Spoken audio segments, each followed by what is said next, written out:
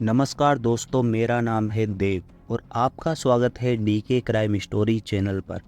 यहाँ पर हम आपको हर बार एक नई और एक सनसनीखेज अपराध कथा सुनाते हैं।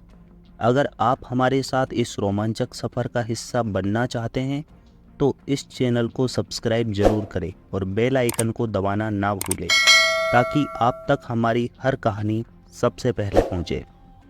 डीके क्राइम स्टोरी में आज हम बात करेंगे 20 साल पुराने एक ऐसे अनोखे केस के बारे में जिस किसी ने भी इस केस के बारे में सुना वो हैरान रह गया। आखिर मरने के बाद कोई आदमी 20 साल बाद जिंदा कैसे हो सकता है। जोधपुर के डांगियाबास इलाके के पीथाबास में एक ट्रक जल रहा था। पुलिस की सूचना पर फायर ब्रिगेड पहुंची और आग बुझाई। आग बुझने के बाद पुलिस ने जांच की तो ट्रक में 2 कंकाल मिले। पुलिस ने ट्रक के नंबर से डिटेल निकाली। ड्राइवर की शिनाख्त हो गई लेकिन खलासी की शिनाख्त नहीं हो पाई। आखिरकार पुलिस ने दोनों कंकाल ड्राइवर के परिजनों को सौंप दिए। इस मामले में मृग दर्ज कर फाइल बंद कर दी गई। इस घटना के 20 साल बाद दिल्ली क्राइम ब्रांच से आए एक फ़ोन कॉल ने पुलिस के होश उड़ा दिए। जोधपुर पुलिस जिसे मृत मानकर फाइल बंद कर चुकी थी, वह आदमी जिंदा निकला। आखिर कौन था ये शख्स और क्या थी पूरी कहानी। 1 मई 2004 जोधपुर सुबह 4 बजे लोकसभा चुनाव का वक्त था। डांगियाबास थाने में एक ग्रामीण ने सूचना दी कि थाने के सामने की ओर 400 मीटर की दूरी पर पीथावास पर एक ट्रक में आग लगी हुई है। थाने से 2 कांस्टेबल मौके पर पहुंचे। आग बुझाने की कोशिश की। ट्रक गत्तों से भरा था, ऐसे में आग और तेज हो गई। पुलिस ने फायर ब्रिगेड को सूचित किया। मौके पर पहुंची फायर ब्रिगेड ने आग बुझाई। आग बुझने के बाद देखा तो ड्राइवर साइड में और उसके पास की सीट पर 2 कंकाल पड़े हुए थे। ड्राइवर और खल्लासी इस हादसे में जिंदा जल गए थे। नंबर प्लेट से पता चला कि ट्रक दिल्ली में किसी बालेश कुमार के नाम से रजिस्टर्ड था। पुलिस ने डिटेल निकलवा कर बालेश कुमार के पिता से संपर्क किया। बालेश के पिता, पत्नी व भाई जोधपुर पहुंचे।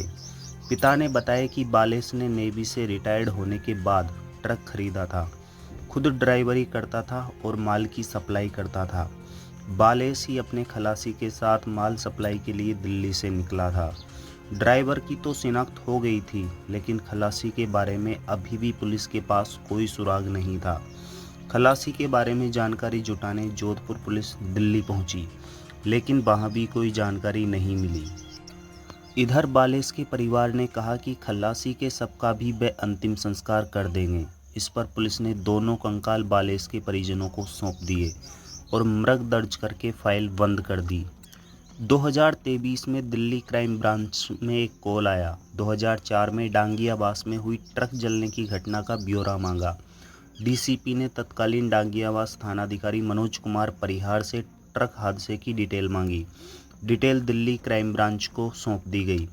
तत्कालीन आईओ व थानाधिकारी मनोज कुमार ने बताया कि दिल्ली पुलिस से जानकारी मिली कि ट्रक में मिला कंकाल बालेश कुमार का नहीं था, वह तो जिंदा है। खुद को मरा हुआ साबित करने के लिए उसने ये साजिश रची थी। वह एक कत्ल के आरोप में वांटेड था। खुद की गिरफ्तारी से बचने के लिए उसने ये साजिश रची। वह दिल्ली के ट्रांसपोर्ट नगर से 2 खलासी को साथ लेकर आया और जोधपुर के डांगियाबास आकर यह साजिश रची। मनोज परिहार ने पटियाला कोर्ट से तिहाड़ जेल में बंद बालेश से पूछताछ की परमिशन ली। पूछताछ में बालेश ने 2 लोगों की हत्या की बात कबूली। इसके बाद केस की फाइल को फिर ओपन किया गया। आरोपी बालेश को तिहाड़ जेल से प्रोटेक्शन वारंट पर जोधपुर लाया गया। पूछताछ में सामने आया कि मूल रूप से दिल्ली के उत्तम नगर का रहने वाला बालेश कुमार व उसके पिता चंद्रभान सोनी के खिलाफ हत्या का मामला दर्ज किया गया था। मामले में बालेश के भाई भीम सिंह, महेंद्र सिंह व बिशन लाल, पत्नी संतोष, उसके साले निरंजन कुमार और उसकी सास मूर्ति देवी, उसकी भाभी प्रेम व अनीता, ससुर किशन चंद को भी आरोपी बनाया गया है। चूंकि ट्रक में जिंदा जले 2 लोगों की शिनाख्त नहीं हुई, ऐसे में थानाधिकारी मनोज कुमार ने बालेश के खिलाफ हत्या का मामला दर्ज करवाया। वर्तमान में बालेश कुमार दिल्ली में हत्या व धोखाधड़ी के मामले में तिहाड़ जेल में बंद है। बालेश कुमार ने 2 मर्डर क्यों किए? 20 साल तक कैसे वे पुलिस से बचकर दिल्ली में रह रहा था? जोधपुर पुलिस की जांच में सामने आया कि बालेश कुमार हरियाणा के सोनीपत का रहने वाला था। बालेश ने 8वीं कक्षा तक पढ़ाई की।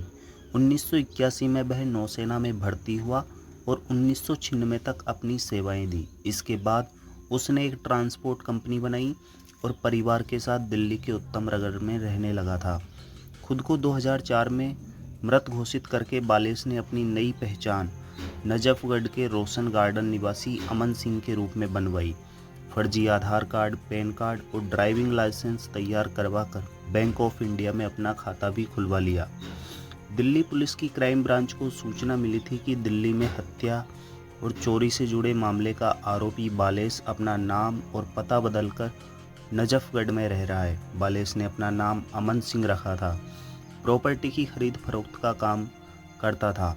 क्राइम ब्रांच की एक टीम ने उसे पकड़ने के लिए जाल बिछाया और उसे गिरफ्तार कर लिया गया।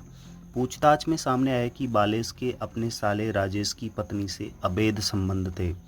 अप्रैल 2004 में बालेश कुमार अपने भाई सुंदरलाल और साले राजेश के साथ शराब पी रहा था। इसी दौरान राजेश की पत्नी के साथ बालेश कुमार के एक्स्ट्रा मैरिटल अफेयर की बात और उनके बीच पैसों के लेन देन को लेकर झगड़ा हो गया। बालेश कुमार और सुंदरलाल ने राजेश की गला दबा करके हत्या कर दी और सबको थाना बवाना दिल्ली के इलाके में फेंक दिया। इस मामले में पुलिस से बचने के लिए बालेश ने खुद के मरने की झूठी कहानी रची।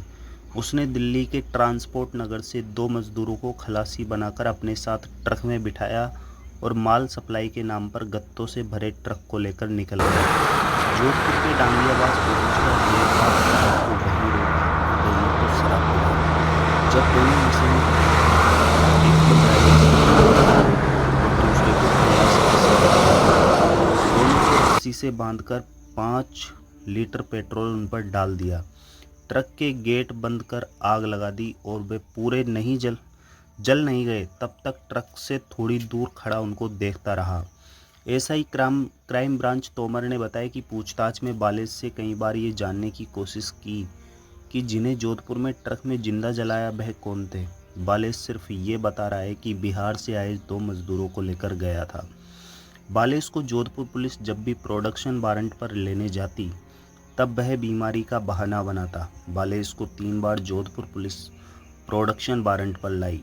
सख्ती से पूछताछ की तो बालेश ने अपना जुर्म कबूल कर लिया। मुंबई क्राइम ब्रांच के एसआई यशपाल तोमर बालेश के मामले में इन्वेस्टिगेशन कर रहे हैं।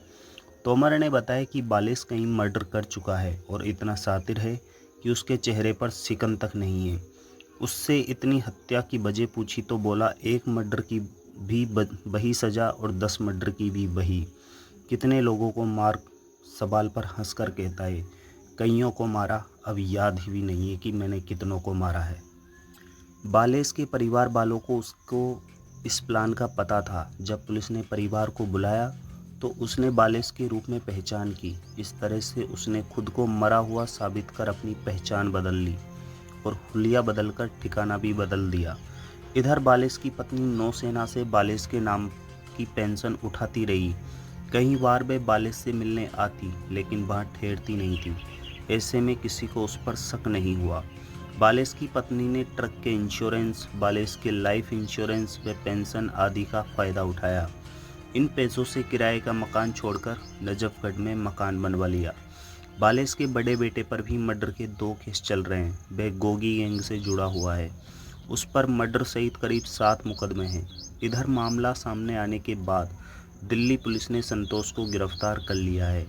दिल्ली पुलिस ने नौसेना में जानकारी दी कि संतोष जिंदा पति को मृत बताकर पेंशन ले रही थी। इस पर नौसेना ने संतोष पर भी धोखाधड़ी का मुकदमा दर्ज किया है। बालेश कुमार बटलर रैंक से नेवी से रिटायर्ड हुआ था। बालेश ने दिल्ली में अधिकतर समय ऑफिसर्स का खाना बनाने में निकाला।